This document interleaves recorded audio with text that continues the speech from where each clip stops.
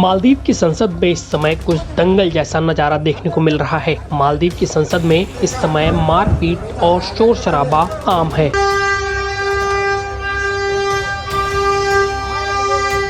दरअसल मालदीव की संसद में रविवार को मोहम्मद मुइज़्ज़ू के मंत्रिमंडल के लिए वोटिंग होनी थी, लेकिन विपक्षी दल एमडीपी ने साफ कह दिया कि वो 4 मंत्रियों की मंजूरी रोक देगा। इसके विरोध में मालदीव में सत्ताधारी दल विरोध पर उतर गया है। सत्ताधारी गठबंधन पीपीएम और पीएनसी के सांसद सदन में विरोध कर रहे हैं। वो नहीं चाहते कि वोटिंग हो क्योंकि सदन में वो अल्पसंख्यक हैं। अब आपके मन में सवाल होगा कि सदन में अल्पसंख्यक होकर भी आखिर मुइज़्ज़ू राष्ट्रपति कैसे बन गए। तो मालदीव में लोकतांत्रिक प्रक्रिया भारत से काफी अलग है। पहले हम मालदीव की इस व्यवस्था को समझ लेते हैं और फिर इसके बाद जानेंगे कि आखिर मालदीव में इस समय क्या हो रहा है। मालदीव की संसद को पीपुल्स मजलिस कहते हैं। मालदीव में सांसद और राष्ट्रपति का चुनाव अलग अलग होता है। पिछले साल मालदीव में राष्ट्रपति का चुनाव हुआ था, वहीं पीपुल्स मजलिस के सदस्यों का चुनाव आखिरी बार 2019 में हुआ था। मालदीव में जनता सीधे राष्ट्रपति को चुनती है। 50% से ज्यादा वोट पाने वाला उम्मीदवार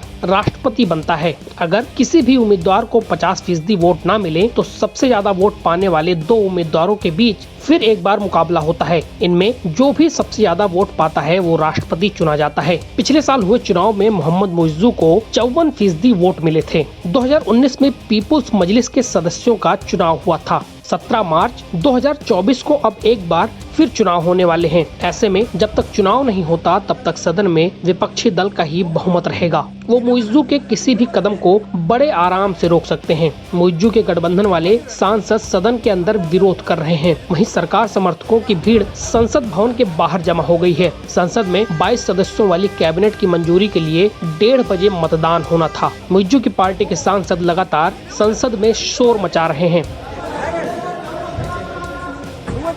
एनबीटी ऑनलाइन की रिपोर्ट।